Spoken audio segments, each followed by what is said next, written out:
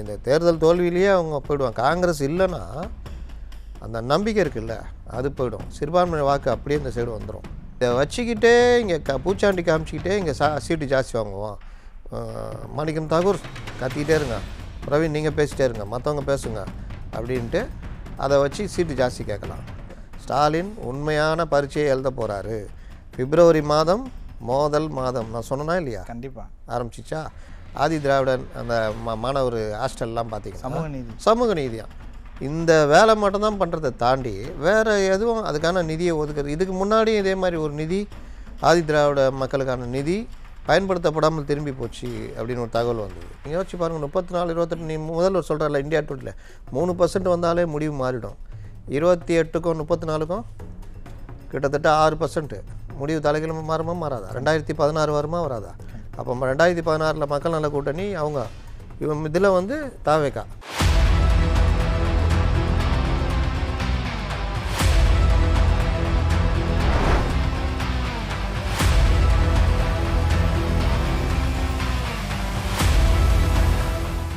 மக்கள் அனைவருக்கும் வணக்கம். சொல்லிடி நிகழ்ச்சியில் உங்களை சந்திப்பதில் மகிழ்ச்சி. இன்று நமது நிகழ்ச்சிக்கு மூத்த பத்திரிகையாளர் திரு அப்துல் முத்தலிஃப் அவர்கள் வந்திருக்கிறார். வணக்கம் சார். வணக்கம் சார். இன்றைக்கி காங்கிரஸில் மாணிக்கம் தாகூர் பார்த்தீங்க அப்படின்னா, நாங்கள் யாருக்கும் இது கிடையாது, அடிமை கிடையாது, எங்களுக்கு மரியாதை கொடுக்கலன்னா நாங்கள் திருப்பி அடிப்போம், அந்த மாதிரிலாம் நிறையா பேசியிருக்கிறாரு. இத்தனை ஆண்டு காலமாக அமைதியாக இருக்கக்கூடிய காங்கிரஸ் இன்றைக்கி வெகுண்டெழுந்து பேச வேண்டிய அவசியம் என்ன இருக்குது? இதுக்கு பின்னாடி யார் இருக்காங்க? 5 ஆண்டு காலம் திமுகவுடைய இந்த ஆட்சியினுடைய பல்வேறு விஷயங்களுக்கு சிலுவை சுமந்து இந்த காங்கிரஸ் இன்றைக்கி ஏதோ பொங்கி எழுந்து இன்றைக்கி தான் ரோஷம் பண்ணிக்கிட்டு இருக்கிறாங்க. காங்கிரஸுடைய மிக வீரமிக்க தன்மானமிக்க தலைவர் மாதிரி மாணிக் தாகூர் பண்ணிகிட்டு இருக்காரு. இன்னொரு பக்கம் பிரவீன் சக்கரவர்த்தி போன்றவர்களும் பேசிகிட்டு இருக்கிறாங்க. அந்த பிரவீன் சக்கரவர்த்திக்கு பின்னாடி வருவோம். இப்போதைக்கு அவர் ரொம்ப ரோஷமாக பேசியிருக்காரு. தளபதியை நீங்கள் ஏன் இது வரைக்கும் நடவடிக்கை எடுக்கலை? எங்கள் தலைவரே சொன்ன பிறகும் நீங்கள் பண்ணுறீங்க. நீங்கள் பல்வேறு விஷயங்களில் எங்களை அடக்கி ஆண்டுகிட்டு இருக்கிறீங்க. இதில் நாங்கள் கேட்குறது உங்கள்கிட்ட மரியாதை தான், எங்களுக்கு தன்மானம் இருக்குது, அடித்தா நாங்கள் திருப்பி அடிப்போம், வேடிக்கை பார்க்க மாட்டோன்ற லெவலுக்கு பேசிக்கிட்டு இருக்காரு. முந்தானத்து போன வாரம் வரைக்கும் அவர் ஆட்சியில் பங்கு, அதிகார பகிர்வு இந்த மாதிரிலாம் பேசியிருந்தார். இதெல்லாம் எதை காட்டுதுன்னா, இதற்கு பின்னாடி யார் இருக்கா, இந்த மாதிரி நபர்கள் பேசுவதை யார் அனுமதிப்பது, அது இருக்குல்ல. கண்டிப்பாக. அப்படி பார்த்தா ராகுல் காந்தி இதை பேச விட்டு வேடிக்கை பார்க்குறாரு. ஏன் ராகுல் காந்தி பேச விட்டு வேடிக்கை பார்க்கிறார் அப்படின்னா, போன 2021 பார்த்தீங்கன்னா இவர்களுக்கு சவாரி செய்கிறதுக்கு இன்னொரு வண்டி இல்லை. இந்த வண்டியில் தான் தொங்கிக்கிட்டு போனோம், ஃபுட்போர்டு அடிச்சுட்டு போனோம். இப்போ ஃப்ரீயாக ஒரு பஸ்ஸு ரெடியாக நிற்கிது. அந்த ஒரு தைரியம் தாவேகா கூட நம்ம கூட்டணி போகலாம், இல்லாட்டி தாவேகா காமிச்சு நாங்கள் மிரட்டுறோம் போயா அப்படின்றது. அப்போ இவங்க இந்த சைடு எது முன்ன டிஎம்கே அந்த வேலை தான் பண்ணுவாங்க. முதல்வர் ஒரு மாதிரி பேசுவார், மற்ற தலைவர்கள் எனக்கு என்னென்னு பேசுவாங்க. 30 சீட்டு கேட்குறீங்களா, ஆள் இருக்கா அவங்களுக்கு, அப்படி இப்படின்னு தெனாவட்டாக பேசுகிறது. இந்த சைடு ரொம்ப கரெக்டாக இது பண்ணுற மாதிரி பண்ணுறது. இந்த இதெல்லாம் இப்போ இவர்கள் கையாள ஆரம்பிச்சிட்டாங்க. ரைட்டு, என்ன பண்ணலாம், நாங்கள் இதுவாக தான் இருக்கணும், நம்ம கூட்டணி அமைக்கலாம், இப்படி பேசிக்கிட்டு இருக்குது செல்வ பிறந்த இவங்களாம். அங்கே அவர் தன்மானம் இருக்குது, விட்டு கொடுக்க மாட்டோம் இப்படி. இது ஒரு விஷயம்னா ஏன் இந்த நிலைமை அப்படின்னா, காங்கிரஸ் உண்மையிலேயே 60 சீட்டு கொடுத்து 3 சீட்டுக்கு சண்டை போட்ட காங்கிரஸ், ரைடு நடத்திக்கிட்டு அந்த 3 சீட்டையும் வாங்கின காங்கிரஸ் 2021 வேறு வழி இல்லாமல் 25க்கு சம்மதிச்சாங்க. அப்போ அந்த வெறுப்பு அவங்கள்ட்ட அப்பத்துலேருந்தே இருந்துட்டு தான் இருக்குது. இதில் நம்ம எதாவது பண்ண முடியுமானா எங்கே பண்ணுறது அப்படின்னு 5 வருஷமாக ஒன்றும் பண்ண முடியாமல் அப்படியே காத்துட்டு இருந்தாங்க. இப்போ நேரம் வந்திருக்கு. டெல்லி தலைமை பாருங்கள், இல்லாட்டி நம்ம முடிவெடுக்கலான்ற லெவலுக்கு வந்துட்டாங்க. தாவேகா கூட பேச்சுவார்த்தை நடத்திக்கிட்டு தான் இருக்கிறாங்க. பேச்சுவார்த்தை ஒரு பக்கம் போய்கிட்டு தான் இருக்குது. இங்கே ஏதாவது பிரச்சனை வருது, திமுக தேவையில்லைன்னா அவங்க போயிடுவாங்க. ஏன் சொல்கிறேன்னா, இங்கே நீங்கள் ஜெயிக்கிறதுக்காக தான் நிற்கிறீங்க. 18 சீட்டோ 20 சீட்டோ ஜெயிக்கலான்னு. அங்கே போனால் பர்சன்டேஜ் உயரும்ல. தாவேகா கூட சேர்ந்து, அது ஒரு பால்வாடி கட்சியாக இருந்தாலும் 2 பேரும் சேர்ந்து தத்தக்கா புத்தகான்னு எதாவது பண்ணாங்கன்னா ஒரு 60 சீட்டு 70 சீட்டு கொடுக்குறாங்க வச்சுக்கோங்க. ஏன்னா அவங்க கொடுப்பாங்க, ஆள் இல்லை. இப்போ வாங்கின எவ்வளோ வேணும் வாங்கினேன்ற மாதிரி போகும். அப்போ நிற்கிறாங்க வச்சுக்கோங்க. தாவேகாவுடைய அந்த ஓட்டு இவங்க ஓட்டு சேரும்போது காங்கிரஸுக்கு பெரிய பர்சன்டேஜ் வரும். அப்போது இன்றைக்கி திமுக என்ன பண்ணுது, அவர்களுக்கு வேண்டிய ஆட்களை தலைவர்களை பக்கத்தில் வச்சுக்குது. செல்வ பெருந்தகை இந்த மாதிரி ஆட்கள்னு வச்சுங்களேன், பீட்டர் அல்போன்ஸ்னு. தாவேகாவுக்கு போயிட்டால் அதற்கேற்ற தலைவர்கள் மாறுவாங்க. அப்போது தலைவர்களே மாற்றியே விட்ருவாங்க. அப்போ நீங்கள் சொல்கிறத வந்து பார்த்தா இப்போ அதிகமாக குரல் கொடுத்துக்கிட்டு இருக்கிறது வந்து பார்த்தீங்கன்னா மாணிக்கம் தாக்கூர் தான். மாணிக்கம் தாக்கூரை தலைவர் ஆகிடுவாங்க. அப்போ அதுக்கான வேலைகள் தான் போய்கிட்டு இருக்கு. நம்ம லாபம் தானே மாணிக்கம் தாக்கூருக்கு. ரெண்டாவது பிரவீன் சக்கரவர்த்தியை ஒரு பெரிய தலைவர் ஆகிடுவாங்க, இவங்கள டம்மி ஆகிடுவாங்க. அப்போ அந்த வகையிலையும் அவர்களுக்கு லாபம். அதனால தான் இந்த தன்மானம் கோபம் எல்லாம் வருது. அப்போது இந்த மாதிரி விஷயங்களில் இவங்க என்ன பேசியிருந்தாங்க இவ்வளோ நாளா? இங்கே பார் கூட்டணி ஆட்சி கேட்குறாங்க, அவர் பார் என்டிஏ அலையன்ஸுன்னு பேசுகிறார் அமித்ஷா. என்டிஏ அலையன்ஸ்னால் என்ன? பாஜக அதிமுக கூட்டணி. அவர் பார் அமித்ஷா பேட்டியில் அதிமுகலேருந்து ஒருத்தர் முதல்வர்னார், எடப்பாடி பேரை ஏன் சொல்ல? இப்போ பிரதமர் வந்தப்போ ஏன் அவர் சொல்ல? அப்போ இவங்களாம் என்ன, அங்கே கூட்டணி பெரிய பிரச்சனை ஓடிட்டுருக்கு, சண்டை ஓடுது, இப்படியே காமிச்சிருந்தாங்க. அந்த ஊடகங்களும் ஆதரவு ஊடகங்கள் இருக்காங்கல்ல, அவங்க எல்லாம் அதே மாதிரி போய் கேட்குறது, கேள்வி கேட்குறது, இதெல்லாம் நடந்தது. ஆனால் உண்மையான சண்டையும் உண்மையான கூட்டணிக்கான மோதலும் திமுக எல்லாம் பார்த்தா இங்கே இருக்குது. என்னடா இது அங்கேன்னு பார்த்தா இங்கே அடிச்சுக்கிட்டு இருக்கிறாங்க. இவ்வளோ நாளாக ஏதோ ஒற்றுமை இருக்கிற மாதிரி ஒவ்வொருத்தரும் ஆரம்பிச்சிட்டாங்க. ஜவாஹிருல்லா 5 சீட்டு கேட்குறாரு. நாங்கள் வந்து ஒற்றுமையை விரும்புகிறோம், நான் வந்து ஆட்சியில் பங்குன்றது தேவையில்லாத ஒன்று தலைவரை, அந்த 5 சீட்டை மறந்துடாதீங்க அப்படின்னு ஒரு பிட்டை போடுறாரு. முஸ்லீம் இயக்கங்கள் மட்டும் 4-5 இருக்குதாங்க. அப்போது இவருக்கு 5 கேட்குறாருன்னா அட்லீஸ்ட் 2-3ன்ற மாதிரி நிற்கிறாருன்னா முஸ்லீம் லீக் இதோட ஜாஸ்தி கேட்பாங்க. எஸ்டிபிஐ மனிதநேய ஜனநாயக கட்சி தாவேக்காக போகிறேன்டாப்பில் அவர் அன்சாரி, உடனே அவர் இழுத்து பிடிச்சி கையை பிடிச்சி நிப்பாட்டி வச்சுக்கிறாங்க. அப்போ இந்த டீம் எல்லாத்துக்கும் கொடுக்கணும். சிபிஎம் சிபிஐ டபுள் டிஜிட் முதல்வர் கொடுத்தே ஆகணுன்ற மாதிரி பேசுகிறாங்க காங்கிரஸ். அப்போது காங்கிரஸ் முதல்ல என்ன பண்ணுது, இவங்க சண்டை என்ன ஆகுதுன்னு காத்துக்கிட்டு இருக்கிறாங்க. முடிஞ்சோடனே அவங்களும் ஆரம்பிப்பாங்க. 22ஆம் தானே பேச்சுவார்த்தைன்னாங்க, ஏன் இப்போ சண்டை நடக்குது? இப்போ பேச்சுவார்த்தையை மீறி ஆட்சி அதிகாரத்தில் பங்கு வேணும் அப்படின்ற ஒரு கோரிக்கை வர ஆரம்பிச்சிச்சு. இதனால் கடுமையான கடுப்பில் இருக்காங்க திமுகவில். இப்போ இன்னொரு கேள்வி வருது சார், என்னென்னா அப்போ இதுக்கு முன்னாடி வந்து காங்கிரஸ் வந்து கிருஷ்ணோடங்கிற தலைமையில் ஒரு குழு ஒன்று அமைச்சாங்களே, அந்த குழு என்னாச்சு சார்? அந்த குழு பாவம், அவங்க 70 நாளாக வெயிட் பண்ணிட்டு அவர் கடுப்பாகி அது வந்து இந்த குழு மிதவாத குழு. அந்த குழுவை அதாவது பீகாரில் தோல்வி அடைஞ்சோன்னா காங்கிரஸ் பயந்து போச்சு. ஏன்னா அப்போது தாவேகா என்டிஏகிட்ட பேசிக்கிட்டு இருக்கிறாங்க. அப்போ அவங்க போய் மூவ் பண்ணி பார்க்குறாங்க, பிரவீன் சக்கரத்தை வச்சு அவங்க பிடி கொடுக்கல. அப்போது பீகார்லேயும் தோத்துட்டோம், திமுக தான் நமக்கு ஒரே இது. அப்போ எல்லாம் கை கட்டிட்டு வந்து நின்றுக்கிட்டு, சார் எங்கள் இது 6 பேர் கொண்ட குழு போட்டிருக்கோம். அவங்க கேட்டது என்னென்னா, எங்களுக்கான தொகுதி எண்ணிக்கை சொல்லிட்டு தொகுதியை ஒதுக்கிட்டிங்கன்னா சைலண்ட்டாக சொல்லுங்கள், நீங்கள் வெளியில் அறிவிக்க வேணாம், நாங்கள் எங்கள் தொகுதியில் வேலையை பார்க்குறோன்னு சொல்லிட்டு வந்தாங்க. பார்க்கலாம் அப்படின்ட்டாங்க. 70 நாள் கிட்டத்தட்ட 2.5 மாதம் காத்திருந்தோம், ஒன்றும் நடக்கலை. கரெக்டாக என்டிஏவில் பேச்சுவார்த்தை இல்லை, விஜய் தனியாக நிற்கிறேன்னு அறிவித்த உடனே காங்கிரஸுக்கு ஜாலி ஆகிடுச்சு. பேட்டா இதுவாக காட்டுறீங்கன்ட்டு நாங்கள் பேசுகிறோன்ட்டு உடனே அந்த டீம் கிளம்பிடுச்சு. டெல்லியில் ராகுல் காந்தி கூப்பிட்டு பேசினார்ல மாவட்ட தலைவர்கள், அந்த பேச்சுவார்த்தையுடைய சாரம்சமே என்னென்னா, என்ன பண்ணலாம் சார், இந்த இப்படிலாம் இருக்க வேணாம், நம்ம மரியாதையை காப்பாற்றுவோம். 60-70 சீட்டு நின்னோன்னா பர்சன்டேஜ் வைஸ் ஆச்சுன்னா நம்ம அப்படியே ட்ராவல் பண்ணலாம். பஞ்சாயத்து எலெக்ஷனில் அதிக இடங்களை பிடிக்கலாம் காங்கிரஸ் தாவேகா கூட்டணி. அந்த நம்பிக்கை வந்தால் மற்றவங்களும் வந்துடுவாங்க திமுக கூட்டணிலேருந்து. அடுத்து பார்லிமெண்ட் எலெக்ஷன்னா காங்கிரஸாக பிஜேபியான்றதான் நிற்கும். திமுகன்றது யாரை பிரதமராக்க போகிறீங்கன்னு கேட்பாங்க. அப்போ 3வது இடத்துக்கு போயிடுவாங்க. நீங்கள் இந்த தேர்தல் தோல்வியிலேயே அவங்க போயிடுவாங்க. காங்கிரஸ் இல்லைன்னா அந்த நம்பிக்கை இருக்குல்ல, அது போயிடும். சிறுபான்மை வாக்கு அப்படியே இந்த சைடு வந்துடும். இந்த பிரச்சனைலாம் வந்தால் திமுக கடுமையான பின்னடைவு. அப்போ நம்ம இந்த வேலையை பண்ணலாம். பார்லிமெண்ட் எலெக்ஷனில் ஜெயிக்கிறோமோ தோக்குறோமோ 4 எம்பி கூட ஜெயிக்கிட்டோம், திமுக ஒன்றுலாம் போயிடும்ல, என்டிஏக்கு வாய்ப்பு இருக்கும். ஏன்னா அவ்வளோ அடியில் 2024 அவ்வளோ பிரிஞ்சு இருந்தப்போவே 13 எம்பி கண்டிப்பாக. அப்போது இந்த ரேஞ்சு அப்படியே போனாங்கன்னா அது அப்போது நம்ம அடுத்த 2031 கூட்டணினே போட்டு தாவேக்கா கூட நிற்கலாம். ஒருவேளை அந்த கட்சி உயிரோடு வந்தால் அந்த மாதிரி ஒரு இது பேசியிருக்காங்க. ஏன் சார் இன்றைக்கி தான் அந்த கட்சியை வச்சு தான் இன்றைக்கி காங்கிரஸே வந்து நகர்ந்து போய்கிட்டு இருக்குது. காங்கிரஸு இவ்வளோ நாளாக தன் காலில் நடக்காமல், ஒருத்தன் நடக்காமையே ஒரு 30 வருஷம் இருக்கிறான்னு வச்சுக்கோங்க, கால் ரெண்டும் நடக்க முடியாது, உட்காந்துட்டே இருக்காங்கன்னா கால் செயல் இருந்து போயிடும். இது அந்த கேஸு. அது வந்து ஒரு 1 வயசு குழந்த, 1.5 வயசு குழந்த, அது இப்போ தான் எழுந்திரிச்சு நடக்க ஆரம்பிக்குது. இந்த இளைஞன் வந்து காலை நடக்க முடியாதவனா திமுக தூக்கிட்டு சுமந்துட்டுருக்கோம், இல்லை அதிமுக கூட்டம் தான் அதிமுக தூக்கி சுமக்கும். ஏன்னா அவங்க 2 பேரும் வலுவான இளைஞர்கள். இது 1.5 வயசு குழந்த தூக்கி சுமக்க முடியுமா? மேலே ஏறி உட்காந்து நசிக்கிடும். அதுக்கு தான் சொல்கிறேன். அதனால் இன்னொன்று இன்றைக்கி இது தாவேக்கா போகிற போக்கு பார்த்தா எனக்கு ரொம்ப நம்பிக்கை வருது. இந்த கட்சி பிரகாசமான எதிர்காலம் இருக்குடா ராசா அப்படின்னு. அதனால் அதுக்கு தான் காங்கிரஸ் யோசிக்குது. இதை வச்சுக்கிட்டே இங்கே பூச்சாண்டி காமிச்சிக்கிட்டே இங்கே சீட்டு ஜாஸ்தி வாங்குவோம். மாணிக்கம் தாகூர் கத்திக்கிட்டே இருங்க, பிரவீன் நீங்கள் பேசிகிட்டே இருங்க, மற்றவங்க பேசுங்க அப்படின்ட்டு அதை வச்சு சீட்டு ஜாஸ்தி கேட்கலாம். குறைஞ்ச 40 சீட்டு, அட்லீஸ்ட் 35 சீட்டாக வேணும் அப்படின்றது. அதனால் திமுகவுக்கு என்ன பிரச்சனை? போ, இந்த திருவிழாவில் சிவாஜி சொல்லுவார், உன் அப்பா தச்சன் அவருக்கு ஆணவம் ஜாஸ்தி அப்படின்னா நான் சென்று வருகிறேன் மன்னா போ அப்படின்வார்.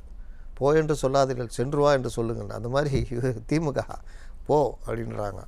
இவங்களுக்கு போயிட்டாலும் திமுக பிரச்சனை. ஆனால் இப்போ போகாமல் இருக்க வச்சாலும் சீட்டு அவங்க இதை கோரிக்கை ஏற்றுக்கிட்டு சீட்டு ஜாஸ்தி கொடுக்கணும். இது ரெண்டுக்கும் நடுவில் மாட்டிட்டு முழிக்கிறாங்க.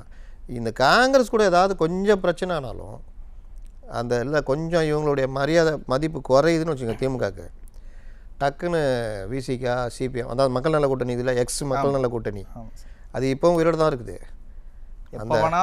அந்த சிஸ்டத்துக்கு உயிர் இருக்குது. எப்போ வேணாலும் டக்குன்னு அது வந்துடும்.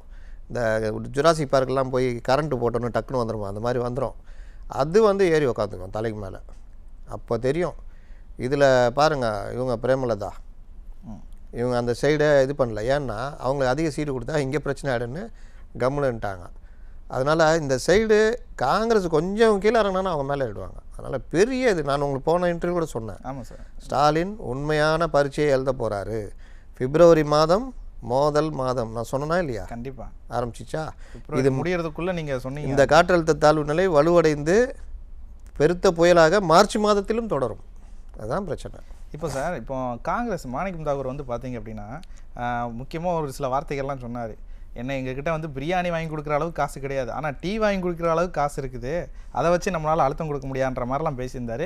இன்னொன்று மதுரை வடக்கு அதுதான் முக்கியம், அதுதான் லட்சியம் அப்படின்ற மாதிரி அழுத்தமாக பேசியிருந்தார் சார். அதில் கூட்டணியில் அவர் சீட்டு வாங்குறதுல உறுதியாக இருக்கிறாரு அப்படிங்கிறது தான் சார் அதை காட்டுது இல்லையா? ஏன்னா அது போனால் போட்டும் பரவாயில்ல, எங்களுக்கு இன்னொரு இது இருக்குது அப்படின்ற மாதிரி அது இல்லை. அவர் பர்சனலாக அங்கே அரசியல் பண்ணுறாருல, அங்கே தளபதி கூட அவர் பர்சனல் இது இருக்குது. அவர் டோட்டலாக அடிக்கும் போது மதுரை வடக்குன்றதை பிரதானமாக வச்சு ஒரு காரணியாக வச்சு பண்ணுறாரு. ஆனால் டோட்டலாக இவர்கள் கட்டி வைத்த பிம்பம் இருக்குல்ல 5 வருஷமாக, நாங்கள் 1000 ஆச்சரியங்கள் இருந்தாலும் கொள்கை என்று வரும்பொழுது நாங்கள் அண்ணன் தம்பிகளாக இதாக ஒன்றா சொன்னார்ல, அதில் அடி உழுது காங்கிரஸ். அந்த அடியை இவர் கொடுக்குறாரு. அப்போது திமுகவுக்கு அது ஒரு பெரிய பிரச்சனை. கூட்டணி இல்லை, இவர்களுக்குள்ள பிரச்சனைன்னா அது கீழே வரைக்கும் பரவும். பொதுமக்கள் மத்தியிலே ஒரு நம்பிக்கையின்மை ஏற்படும். நீங்கள் என்ன தான் பயந்துக்கேந்து 5000 அதுன்னு அறிவித்தாலும் 5000 பார்த்தீங்கன்னா நாளே எல்லோரும் பெருசாக சந்தோஷம். காசு இல்லாதவங்க தண்டல் வாங்கி பிழைக்கிறவங்களாம் 5000 ரூபான்றது பெரிய தொகை, எல்லாருக்கும் சந்தோஷம். 2 நாள் பொறுத்து கேட்குறாங்க, இந்த 3 வர்ற மாதத்துக்கான காசா இது, நான் எதுவும் மொத்தமாக கொடுத்துட்டாரு அடுத்த மாதமாக வருதா அப்படின்னு. இன்னொன்று சொல்கிறேன், 1,36,00,000 பேருக்கு சொல்லியிருக்காங்க. ஆனால் எல்லாருக்கும் போய் சேரல. சேர்ந்துச்சா சேரலையான்னு நமக்கு ஓப்பன் டேட்டா கிடைக்காது. ஆனால் பல இடங்களில் அரசு ஊழியர் இந்த கார்பரேஷன் வேலை செய்கிறவங்க கூட வாங்கித்தானே இருக்காங்க அந்த காசை. அவங்களுக்குலாம் கூட போய்க்குது. ரொம்ப கடுமையான ஏழைப்பாளையங்களுக்கு இன்னும் போய் சேரல. இதில் இன்னொரு முக்கியமான விவாதம் இருக்குது சார். ஏன்னா ஆதி திராவிடர் நலத்துறையில், பழங்குடியின ஆதி திராவிடர் நலத்துறையில் இருக்கக்கூடிய ஃபண்டு எடுத்து தான் நம்ம மகளிர் உதவித்தொகைக்கு கொடுத்துருக்குறாங்க. இது கிட்டத்தட்ட அவங்களுக்கு போய் சேர வேண்டிய அந்த நலன்களை கெடுத்து இங்கே ஓட்டுக்காக மாதிரி முதலமைச்சர் இந்த மாதிரி அனௌன்ஸ் பண்ணியிருக்காரு. இதெல்லாம் எப்படி பார்த்தீங்கன்னா திருமாவளவன் என்ன பண்ணுறாரு, செல்வ பிறந்தது என்ன பண்ணுறாரு, நான் எப்படி பார்த்தா அவங்க குரல் கொடுக்கணும். உங்கள் திமுக கவர்மெண்ட்டுக்கு திமுகவுக்கு ஆதாயம் அடையிறதுக்கு பட்டியலின மக்களுக்கான ஒதுக்கப்பட்ட நிதியை அதை எடுத்து இங்கே கொடுத்துட்டு நீங்கள் பேர் வாங்கிக்கிறீங்கன்னா அதை வச்சு எவ்வளோ விஷயம் பண்ணலாம். ஏங்க வெறும் சோறு கொடுக்குறாங்க, சோறு ஊறுகாயும் கொடுக்குறான், குழம்பு கேட்டால் காசு இல்லை. பல இது அதை பேர் மட்டும் மாற்றினாங்க, பேர் வச்சே சோறு வச்சேன்ற மாதிரி. ஆதி திராவிடன் அந்த மாணவர் ஹாஸ்டல்லாம் பார்த்தீங்கன்னா சமூக நீதியாக இந்த வேலை மட்டும்தான் பண்ணுறதை தாண்டி வேறு எதுவும் அதுக்கான நிதியை ஒதுக்குறது. இதுக்கு முன்னாடியும் இதே மாதிரி ஒரு நிதி ஆதி திராவிட மக்களுக்கான நிதி பயன்படுத்தப்படாமல் திரும்பி போச்சு அப்படின்னு ஒரு தகவல் வந்தது. இவர்கள் மத்திய அரசு நிதி கொடுக்க மாட்டேங்குது, அது கொடுக்க நிர்பயா நிதியிலேருந்து பல நிதியை பார்த்திங்கன்னா எனக்கு என்னென்னு பண்ணுறாரு, இதை தூக்கி அதில் போகிறது அதெல்லாம் பண்ணுறது. தோழி விடுதின்னு இப்போ ஒன்று இவங்க கிண்டல் பண்ணாங்கல்ல. ஆமாம், இங்கே நாங்கள் எங்கள் தோழி விடுதியை பார்த்து தான் இவர்கள் தோழி விடுதின்னு அறிவிக்கிறாங்கன்னு ஒரு இது பண்ணாங்க. இவர்கள் என்னென்னா பொய்யை சொல்லிட்டா அது அப்படியே 10 பேர் சொல்கிறது 100 பேர் சொல்கிறது அது உண்மையான ஆக்குறதுன்னு. இந்த தோழி விடுதியை பார்த்து அவங்க பண்ணாங்கனால நீங்கள் கட்டின அந்த தோழி விடுதிக்கு பணமே மத்திய அரசுடைய பணம். அந்த பணத்தில் இவங்க தோழி விடுதி அதுக்காக ஒதுக்குறாங்க, தோழி விடுதி கட்டுன்னு ஒதுக்குறாங்க. அதில் கட்டினதுக்கு மத்திய அரசு பட்ஜெட்டில் கொண்டு வராங்கன்னா நாங்கள் எங்களை பார்த்து காப்பி அடிக்கிறோன்னா உங்களுக்கு நிதியே அவங்க தான் கொடுக்குறாங்க. வெளியே என்ன சொல்கிறது, நிதி தர மாட்டேங்கிறாங்க, நிதி தர மாட்டேறாங்கன்னு. நிதியே கொடுக்காம இது மதிய உணவுக்கான காசு மிட் டே மீல்ஸ் இருக்குல்ல, ஆமாம் சார், அது நிதி அவங்க தான் கொடுக்குறாங்க. எல்லா அதாவது மத்திய அரசுடைய ஸ்கீம்கள் பல இதுக்கு நிதி வந்துக்கிட்டே இருக்குது. மத்திய அரசுக்கான திட்டங்களுக்கு மாநிலங்களுக்கு ஒதுக்கிறதுக்கு நிதி வந்துக்கிட்டே இருக்குது. ஜிஎஸ்டி பகிர்வு வந்துக்கிட்டு இருக்குது. மாநிலத்து அரசுக்கு மத்திய அரசு கொடுக்க வேண்டிய நிதி பகிர்வு வந்துக்கிட்டு இருக்குது. எல்லாம் வருது. ஆனால் ஏதோ ஒரு பைசா கூட கொடுக்காம இவங்க கஷ்டப்படுற மாதிரி தோட்டத்தை உருவாக்குறாங்க. இந்த ஆதி திராவிட நலநிதியும் அந்த மாதிரி தான். அப்போ திருமாவளவன் அந்த ஆதி திராவிட மக்களுக்கான நலநிதியில் கை வைக்கிறீங்களே, அதை வச்சு நீங்கள் என்னென்ன பண்ணலாம்? ஏங்க அந்த வேங்கை வயலில் ஒரு புதுசாக தண்ணி தொட்டி கட்டி கொடுக்கலாம்லங்க. இத்தனை வருஷம் பிரச்சனை ஆச்சு இல்லை, புதுசாக ஒரு இது பண்ணலாம். ஆதி திராவிடர் அந்த பகுதிகளில் வந்து அவங்களுக்கான வீடு கட்டி கொடுக்கலாம், சாலை வசதி பண்ணி தரலாம், தண்ணி வசதி, கழிப்பறை வசதி, அந்த ஆதி திராவிடர் மக்களுக்கான அந்த பள்ளிகளில் இன்ஃப்ராஸ்ட்ரக்சர் பண்ணி தரலாம். அப்போ அந்த நிதி இருக்குது, நாங்கள் அதை பண்ண மாட்டோம். ஆனால் அந்த நிதியை எடுத்து இந்த மாதிரி இதுக்கு பண்ணுவோன்னா அது என்ன கரெக்டாக இருக்கும்? அது அப்போது ஒவ்வொரு விஷயத்துலையுமே இவர்கள் இந்த மாதிரி பண்ணுறது, இந்த பாவ மூட்டைகள், இந்த சிலுவையெல்லாம் இவர்கள் சுமப்பது. நான் பல இதில் சொல்லியிருக்கேன், இந்த வீட்டோட மாப்பிள்ளை இருப்பான் தெரியுமா, அந்த கதை தான். இவங்க எல்லாம் வீட்டோட மாப்பிள்ளை. அப்போ மாமியார் என்ன மதிப்பாங்க, மாமனார் என்ன மதிப்பார்? இப்போ வந்துட்டு மாப்பிள்ளைக்கு வீரம் வருது, உயின்றாரு. போனால் போய்க்கடா, தண்ணி குத்துன்னு போனால் போய்க்கோ, என் பொண்ணு வரமாட்டா, நீ ஏன் வேணா எங்கள் பேச்சுலர் ரூமில் போய் தங்கிக்கன்ற மாதிரி தான் பண்ணுறாங்க. அப்போ இவன் பொண்ணு வரமாட்டாளா, நான் அங்கே இருக்குது புதுசாக கொடுத்துனா வந்துருக்குது, அங்கே ஒரு பொண்ணு இருக்குது, என்கிட்ட வா 2 இருக்குன்னு வர, அந்த மாதிரி இருக்குது, போகிறேன்னு இவங்க இப்போ காங்கிரஸ் சொல்லிக்கிட்டு இருக்குது. அந்த மாதிரி போனால் இவங்க கதி என்ன? அதனால் திமுக வந்து இதில் சொல்லல, சுனாப்பானா அப்படியே மெயின்டைன் பண்ணுறா அப்படின்னு சொல்லாப்பில்ல, அந்த மாதிரி அப்படியே மெயின்டைன் பண்ணு, கண்ணை விரிச்சிக்கிட்டு அப்படியே இரு, அந்த மாதிரி இன்றைக்கி இருக்கிறாங்க. உள்ளுக்குள்ளே செல்லரிச்சு போய்கிட்டு இருக்குது அந்த கூட்டணி. இப்போ அந்த 5000 ரூபாய் பணம் இருக்குல்ல சார், மகளிருக்கு கொடுத்தது வந்து பார்த்தீங்க அப்படின்னா எடுபட்டுருக்கா சார் தமிழகத்தில்? 5000 ரூபா இது வந்து மொதல் நாள் ஒரு 3 மணி நேரம் 4 மணி நேரம் பெரிய அளவுக்கு வரவேற்பு, எல்லாருமே மிரண்டே போயிட்டாங்க, ஏதோ 5000 ரூபா கொடுத்துருக்காருன்னு. அப்புறம் அவர் பேச்சை ஊனி கேட்டால் 3 மாதத்திற்கான பணம் ப்ளஸ் கோடை காலம், ஏன்னா 5 வருஷத்தோட தான் அந்த கோடை காலம் வருது. அதனால் அந்த கோடை கால செலவாக 2000 ரூபா, அந்த 2000 ரூபாயும் பார்த்து செலவு பண்ணணுமா, ஆமாம் சார், பார்த்து செலவு பண்ணி மிச்சப்படுத்தணுமா. இந்த விவேக் ஒரு படத்தில் 20 லட்ச ரூபா தொலைச்சிருவாப்புல, தனுஷ் கொண்டு வந்து கட்டுப்பிடிச்சி கொண்டு தருவாப்புல, ஐயோ தம்பி என் உயிரை காப்பாற்றிட்டான்னு சொல்லிட்டு பர்ஸ்லேருந்து பணத்தை எடுத்து அப்படி இப்படியே எண்ணுவார். எண்ணிட்டு அதுலேருந்து ஒரு பழைய 20 ரூபா எடுத்து, தம்பி இதை வச்சு செலவு பண்ணுப்பா, பார்த்து பத்திரமா சொல்லணும். அவர் தனுஷ் அதுக்கு மேலே, ஐயோ எவ்வளோ தொகைலான்னு வேணாம் சார் பயமாக இருக்குன்னுவாப்புல, ஏன்பா பயப்படுற, பாதி செலவழிச்சு பாதி சேமிச்சு வைப்பா அப்படின்வார். அந்த மாதிரி சீரியஸாக சொல்கிறார் முதல்வர். இந்த 2000 ரூபாயில் நீங்கள் கோடைக்கால செலவெல்லாம் பண்ணிவிட்டு நீங்கள் வந்து மீதியை மிச்சப்படுத்துங்க அப்படின்றாரு. ஏற்கனவே முதல்வர் வந்து திருமண செலவுகளுக்கு 1000 ரூபா தேவைப்படும் அப்படின்னு முதல்ல நகை வாங்கலாம்ல, 2021 வந்து 10 பவுன் நகை வாங்கலாங்க, 100 ரூபா ஒரு பவுனு, 1000 ரூபா இருந்தால் 10 பவுன் நகை வாங்கலாம். அவர் கணக்குப்படி சொல்கிறீங்க, அவர் இன்னும் 1960 இருக்காருங்க. கரெக்ட். நீங்கள் அந்த 1000 ரூபா கொடுக்குறாங்களே, அது ஒரு 2000 ரூபா சேர்த்து வச்சு போரூரில் ஒரு கிரவுண்ட் இடம் வாங்கி போடலாம். 2026 வரும்போது அது கோடிக்கணக்கில் போகும். அப்போ கரண்ட் அஃபேர்ஸில் இல்லை, பேக் டு தி ஃபியூச்சர். வண்டியில் 1000 ரூபான்னு வண்டியில் ஏறி 60 போயிடுவார். இந்த 1000 ரூபா வைத்துக்கொண்டு நீங்கள் கோடை காலத்துக்கு 2000 ரூபா, அது 2000 ரூபா இருக்குல்ல, எடுத்துக்கொண்டு உங்கள் குடும்பத்தோட ஊட்டிக்கு, இந்த கோடை காலம் வந்துடுதுல்ல, அதனால் ஊட்டிக்கு இன்ப சுற்றுலா போய் நன்றாக அனுபவித்து விட்டு நல்லா சுற்றி பார்த்து விட்டு பொருட்கள் ஏதாவது பர்ச்சேஸ் பண்ணிவிட்டு மீண்டும் வரணும். அதுலேயும் கொஞ்சம் மிச்சப்படுத்தி வச்சுக்கிங்க. சேமிப்பு ரொம்ப முக்கியம். 1500 ரூபா செலவு பண்ணுங்கள். என்ன, ஏன்னா இங்கேருந்து போயிட்டு வரத்துக்கு ஒரு வண்டி புக் பண்ணோன்னா ஒரு 300 ரூபாவில் போயிட்டு வந்துடலாம். டீசல் ஒரு 30 ரூபா போட்டால் ஊட்டிக்கு போயிட்டு வந்துடலாம். அங்கே ரூம் வாடகை ஒரு 8 ரூபா 10 ரூபா இருக்கும், டபுள் பெட்ரூமு. நீங்கள் சொல்கிறது எல்லாமே அவரோட 1960 back to the future. Okay sir. இப்போ கடைசியாக வந்து பார்த்தீங்க அப்படின்னா, இப்போ ஒருத்திக்கும் நீங்கள் சொன்ன மாதிரி ஒரு குழந்தை கட்சி அப்படி தான் நீங்கள் சொன்னீங்க, அது மேலே சவாரி பண்ண வேண்டிய சூழ்நிலை இன்றைக்கி காங்கிரஸ்க்கு ஏற்பட்டிருக்கு. அதை டிமாண்ட் பண்ணி இன்றைக்கி திமுக கூட்டணி வந்து கார்னர் பண்ணுறாங்க, எங்களுக்கு வந்து இவ்வளோ கொடுங்க அப்படின்னு சொல்லிட்டு கேட்குறாங்க. ஒருத்திக்கே இருக்கட்டும், இன்னொருத்திக்கும் திமுகவுக்கு இருக்கக்கூடிய குடைச்சல், இப்போ இந்த 2 சைடு இருக்கக்கூடிய இந்த சூழ்நிலைகள் இருக்கக்கூடிய என்டிஏ கூட்டணி, அதாவது அதிமுக தலைமையிலான என்டிஏ கூட்டணிக்கு எப்படிப்பட்ட ஒரு சாதகமான நிலையா மாறி இருக்கா? அதுக்கு முன்னாடி நான் இன்னொரு விஷயம் சொல்ல மறந்துட்டேன். 5000 ரூபா பற்றி கேட்டிங்கல்ல, ஆமாம் சார். அது நம்மளாம் சொல்ல வேணாம். அவங்க கூட்டணியில் இருக்கிற காங்கிரஸுடைய பிரவீன் சக்கரவர்த்தி சொல்கிறாரு, இந்த 5000 ரூபா வச்சுக்கிட்டு பெருசாலாம் அது எதிரொலிக்காது. 9 ஸ்டேட்டில், ஆமாம் 9 ஸ்டேட்டில் கொடுத்ததில் தேர்தலுக்கு முன்னாடி இந்த மாதிரி ஸ்டண்ட் அடித்ததில் 4 ஸ்டேட்டு தான் ஜெயிச்சது, 5 ஸ்டேட் தோற்று போச்சுன்றாரு.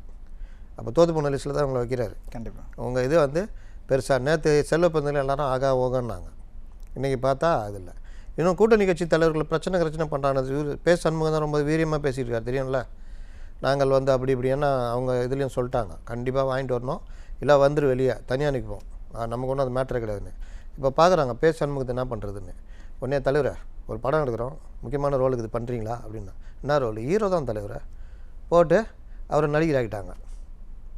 இந்த மாதிரிலாம் கவர் பண்ணி ஓடிக்கிட்டு இருக்குது. இப்போ இதனால் என்டிஏக்கு என்ன லாபம் இந்த கூட்டணி பிரச்சனைகள் அப்படின்னு பார்த்தீங்கன்னா, ஏற்கனவே விஜய் தனியாக நிற்கிறது வந்து நம்ம பல தடவை பேசியிருக்கோம். அவர் பிரிக்கிற வாக்குகள் திமுகவுடைய கோர் ஓட்டை தான் பிரிக்கிறாருன்னு. சிறுபான்மை மக்கள் வாக்குகள், அவர் ரசிகர்கள் போட்ட வாக்குகள், பட்டியலின மக்கள் வாக்குகள், இந்த மாதிரி வந்து திமுகவுக்கே உளுந்த வாக்குகள், அதாவது 45% உளுந்துச்சு இல்லை, அதுலேருந்து ஒரு 17-18% அவர் பிரிக்கிறார் விஜய். இது விஜய் தனியாக நின்னா மட்டும் காங்கிரஸ் இவங்க எல்லாம் கொள்கை கூட்டணியாக ஒன்றா இருந்தால், அப்போது இந்த மாதிரி பிரித்தாலே இவங்க வந்து ஒரு 28% அந்த கூட்டணி வந்துடும். அதாவது திமுகவுடைய ஆதரவு வாக்குகளை வந்து பிரிக்கிறார். திமுகவுக்குன்னே இருக்கிற வாக்கு நீங்கள் ரொம்ப சிம்பிள். 2021 விஜய் கிடையாது, அந்த சிறுபான்மை வாக்கள் 13%, கிறிஸ்டியன் முஸ்லீம் 6-7, அவர்கள் என்டிஏக்கு போட்டாங்களா? அப்போ யாருக்கு போட்டாங்க? அந்த 13% அப்படியே கொத்தா விழுந்தது விஜய் ரசிகர்கள். அன்றைக்கி இருந்த இதில் ஆன்டி இன்கம்பன்சி, கவர்மெண்ட்டுக்கு எதிரான இதுன்னு எல்லாருமே இங்கே தான் போட்டாங்க, வராரு விடியல் தர போகிறாருன்னு. அப்போ அந்த ஓட்டு. அப்புறம் திருமாக்கிட்ட இருக்கிற பட்டியலின இளைஞர்கள், பட்டியலின மக்கள், அந்த பெண்கள், நண்பீஸ், இவங்க இந்த 1000 ரூபா உரிமை தொகை இவங்க நம்பிக்கிட்டு இருக்கிற ஆட்கள், இவங்க எல்லாம் சேர்த்திங்கன்னா இவர்களுக்கான வாக்கு, இவங்களுக்கு உளுந்த வாக்கு, அதில் இருந்து ஒரு பெரிய இதை இவர் பிரிக்கிறார். அப்போனா இங்கே பிரிக்க மாட்டாரா அப்படின்னா பிரிப்பார். திமுக எதிர்ப்பு வாக்குகள் இங்கே போகிற வாக்குகளில் ஒரு 7% பிரிக்கிறாருன்னு வச்சுக்கோங்க. ஒரு 25% வாங்குறாரு, அவ்வளோ வராது, வந்துச்சே வச்சுக்கோங்க. 25-28 அவர்களில் 41 7 போனால் கூட 34 இருப்பாங்க. நீங்கள் யோசிச்சு பாருங்கள், 34-28 நீ முதல்வர் சொல்கிறார்ல இந்தியா டூட்டில் 3% வந்தாலே முடிவு மாறிடும். 28க்கும் 34க்கும் கிட்டத்தட்ட 6% முடிவு தலைகிழமை மாறுமா மாறாதா? 2016 வருமா வராதா? அப்போ 2016 மக்கள் நல கூட்டணி அவங்க இதில் வந்து தாவேக்கா. சரி, காங்கிரஸ் கோச்சிக்கிட்டு ஒரு வேளை மாநரசோட தாவேக்கிட்ட போயிட்டாங்கன்னா காங்கிரஸுக்கு ஒரு 6% இருக்குது. அப்போ போக மாட்டாங்கன்றீங்க?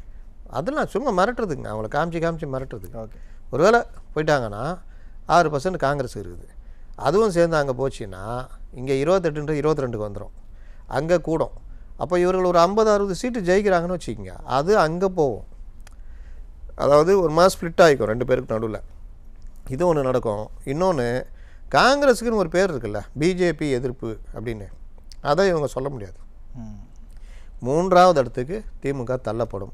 ஒருவேளை காங்கிரஸ் அங்கே போயிட்டு உங்களுக்கு அதே இதுதான் என்ன சொல்கிறீங்க அப்படின்னு இந்த மக்கள் நல கூட்டணி இவங்க கேட்டு அதில் அவர்களுக்கு ஏதாவது ரோசம் வந்துச்சுன்னா அவங்களாம் வாய் அங்கேயே போயிடலாம், அந்த கூட்டணியை பலப்படுத்துவோம். பொதுவாக மார்க்சிஸ்டுகளுடைய நிலைப்பாடு எப்போவுமே எப்படி இருக்குன்னா, முதலாளித்துவ கட்சிகளுக்குள்ள என்னென்ன பிரிவுகள் வருது, பிரச்சனைகள் வருதோ அதை பயன்படுத்தி நாம் ஸ்ப்ளிட் பண்ணுற வேலையை பண்ணணுன்றது மார்க்சிஸ்ட் கம்யூனிஸ்ட் கட்சி, இந்திய கம்யூனிஸ்ட் கட்சி 2 பேருக்குமே அந்த தேர்தல் நடைமுறை தந்திரத்தில் இருக்குது. அப்போது இன்றைக்கி இருக்கிற பழைய மார்க்சிஸ்ட் தலைவர்களாக இருந்தாங்கன்னா இதை பயன்படுத்த பார்ப்பாங்க.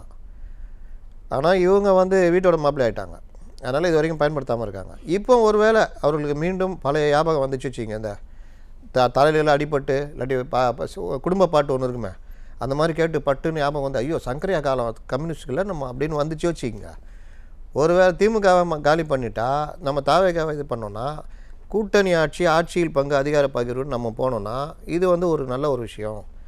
ஒரு கட்சியில் 2 பெரிய கட்சியில் ஒரு கட்சியை காலி பண்ணலான்னு முடிவெடுத்தாங்கன்னா என்ன ஆகும் யோசிச்சு பாருங்கள், பிளாஸ்ட் ஆகிடும். அப்போ 2 கட்சி தான் நிற்கும், இவங்க எங்கே போவாங்கன்னு தெரியாது. இந்த 2 கட்சி கூட்டணி அப்படியே போச்சுன்னா நீயா நானான்னு போவோம். ஓகே, இப்போ எப்படி பார்த்தாலும் என்டிஏ கூட்டணி, அதிமுக தலைமையிலான என்டிஏ கூட்டணிக்கு அது பலம் தான் அப்படின்ற மாதிரி சொல்லியிருக்கிறீங்க. இந்த விஷயங்களை அவர்கள் அறுவடை பண்ணுவாங்க. வாய்ப்பு, அறுவடை பண்ணுறதுக்கு வாய்ப்பு இருக்குது. நாங்கள் 2016 எப்படி ஏடிஎம்கே மக்கள் நல கூட்டணி பிரித்த வாக்குகளால் வந்தாங்களோ சேம் அதே பேட்டர்ன் தான் இப்போ இருக்குது. அதே மாதிரி தான் டிஎம்கேவும் இருக்குது, அதே மாதிரி தான் தாவேக்காவும் இருக்குது. இதில் காங்கிரஸ் என்ன முடிவு எடுக்க போகுதுன்றது தான் பெரிய இது. அந்நியார் வேறு வழி இல்லை, அதிமுக என்டிஏ கூட்டணி வந்து தான் ஆகணும். இன்னும் சின்ன சின்ன கட்சிகள் மற்றவங்களாம் வர்றாங்க. அதனால் உளவியல் ரீதியாகவும் தமிழகத்தில் என்டிஏ கூட்டணி ஸ்ட்ராங்காக இருக்குன்ற ஒரு மைண்ட் செட்டு வந்துச்சு. விஜய் என்ன தான் உருட்டினாலும் ஒரு நம்பிக்கைக்குரிய மனிதராக இல்லை, இவர்கிட்ட அந்த ஆளுமை இல்லைன்றது பொதுவான மக்கள் கருத்தாக இருக்குது. அவர்கள் ஆட்கள் ஓட்டு போடுவாங்க, அந்த யங்ஸ்டர்ஸ் ஓட்டு போடுவாங்க. அது திமுகவை வீழ்த்தக்கூடிய வாக்குகளாக இருக்கும். அதுதான் நடைமுறை. ஓகே சார், கருத்துக்களை ரொம்பவே ஷார்ப்பாகவும் சுருக்கமாகவும் நல்லா நீட்டாகவும் சொல்லிட்டீங்க. வரக்கூடிய தேர்தல்கள் எந்த மாதிரியான முடிவுகளை கையில் வச்சுருக்குது அப்படிங்கிறத மக்களே தாராளமாக பதிலை சொல்லிடுவாங்க. வீட்டில் மாப்பிள்ளைங்க எங்கே போகிறாங்கன்னு பார்ப்போம், எப்படி பார்க்கும் அப்படிங்கிறத நம்மளே பொறுத்திருந்து பார்க்கலாம் சார். நிகழ்ச்சிக்கு கருத்துக்களை பரிமாறதுக்கு நன்றி. நேயர்களே, மீண்டும் ஒரு நிகழ்ச்சியை சந்திப்போம். நன்றி, வணக்கம்.